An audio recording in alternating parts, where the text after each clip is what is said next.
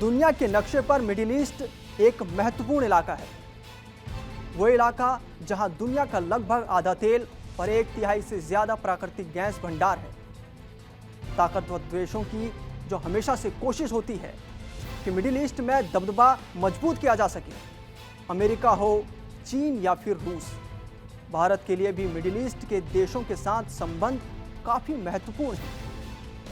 अमेरिकी नौसेना रणनीतिकार rear admiral Alfred थियरमहन ने ही सबसे पहले पश्चिम एशिया और उत्तरी अफ्रीका को मध्य पूर्व कहा था। मिडिल ईस्ट के देश तेल और गैस के प्रमुख निर्यातक हैं, जो अब सौर और ग्रीन हाइड्रोजन और अक्षय ऊर्जा संसाधनों और अपनी अर्थव्यवस्था में डाइवर्सिफिकेशन में भारी निवेश कर रहे हैं। मध्य पूर्व यानी मिडिल ईस्ट ये वो स्थान है जहां अफ्रीका, एशिया और यूरोप तीनों मिलते हैं।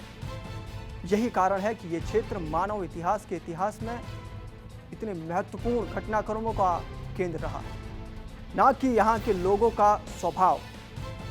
उत्तरी अफ्रीका, पश्चिम और मध्यम एशिया, यूरोप के बीच रणनीतिक संबंध अत्यंत गहन रहे। द्वितीय विश्व युद्ध और शीत युद्ध दोनों में इन क्षेत्रों के युद्ध क्षेत्र आपस में घनिष्ठ रूप से जुड़े हुए थे। 8 शताब्दियों पहले जब मंगोलों ने यूरेशिया पर शासन किया और फिर द्वितीय विश्व युद्ध और शीत युद्ध के दौरान भूमध्य सागर और एशिया प्रशांत क्षेत्र जो रणनीतिक रूप है उससे रणनीतिक रूप से इतने जुड़े हुए थे कि वे एक ही भू राजनीतिक क्षेत्र के रूप में कार्यरत थे। आज मध्य पूर्व एक ऐसा क्षेत्र बनता जा रहा है जहां इस्लामी हस्तक्षेप बहुत बढ़ चुका है। अमेरिकी जो प्रभुत्व है वो कम हो रहा है, जहां आतंकवादी खतरे और परमाणु प्रसार का खतरा बढ़ रहा है। रूस के राष्ट्रपति व्लादिमीर पुतिन ने 24 घंटे मिडिल ईस्ट के 2 देशों के राष्ट्रपति से मुलाकात की है। पहले पुतिन सीरिया के राष्ट्रपति अल-सरा से मिले, इसके बाद उन्होंने यूएई के राष्ट्रपति मोहम्मद बिन जायद से क्रेमलिन में मुलाकात की। 2026 की शुरुआत से ही रूस मिडिल ईस्ट में अपना दबदबा बढ़ाने में जुटा हुआ है। 2024 के आखिरी में रूस को मिडिल ईस्ट में बड़ा झटका तब लगा जब अमेरिकी समर्थित लड़ाकों ने बशर अल असद की सरकार को उखाड़ फेंका। इसके कुछ ही महीने बाद आर्मेनिया और अजरबैजान ने वाशिंगटन जाकर समझौता कर लिया। इसे भी रूस के खिलाफ और रूस के लिए एक बड़ा झटका माना गया। लेकिन अब 2026 की शुरुआत होते होते रूस ने मिडिल ईस्ट में अपना वर्चस्व वापस कायम करने की कवायद शुरू कर दी है। उसे इसमें आंशिक सफलता भी मिली है। मिडिल ईस्ट के सीरिया और यूएई जैसे देशों के राष्ट्रपतियों ने मॉस्को का दौरा शुरू कर दिया है।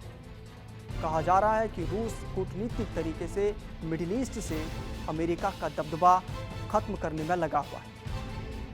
हाल ही में रूस ने इजराइल और ईरान के बीच एक समझौता कराया था। इस समझौते की भनक तक अमेरिका को नहीं लगी थी। इसके तहत ना तो ईरान और ना ही इजराइल पहले एक दूसरे पर हमला करेगा। इस योजना के तहत इजराइल को अमेरिका का करीबी मुल्क माना जाता है। दिसंबर 2025 में सूडान के हॉर्न ऑफ अफ्रीका के पास रूस को एक बेस देने की घोषणा की गई थी। ये बेस सऊदी अरब के ठीक सामने है। रूस इस बेस का इस्तेमाल लाल सागर को मॉनिटर करने के लिए कर सकता है। रूस ने अजरबैजान जैसे कट्टर दुश्मन देशों से भी अपने रिश्ते ठीक किए। अजरबैजान अब रूस के खिलाफ कोई एक्शन नहीं ले रहा, ना ही अजरबैजान के राष्ट्रपति रूस के खिलाफ कोई मोर्चा खोले हुए। ईरान की मदद से इराक भी पर्दे के पीछे से रूस को कंट्रोल करने की तैयारी में है। इसके लिए इराक में ईरान की पसंद की नूर मलिकी की सरकार बनवाई जा रही है। अमेरिका ने इसका खुलकर विरोध किया है। मिडिल ईस्ट के अधीन Saudi, Iran, Azerbaijan, Qatar, UAE और कुवैत जैसे देश हैं जिनके पास दुनिया का सबसे ज्यादा ऊर्जा संसाधन है। इसके अलावा मिडिल ईस्ट को अफ्रीका, एशिया और यूरोप का जंक्शन कहा जाता है।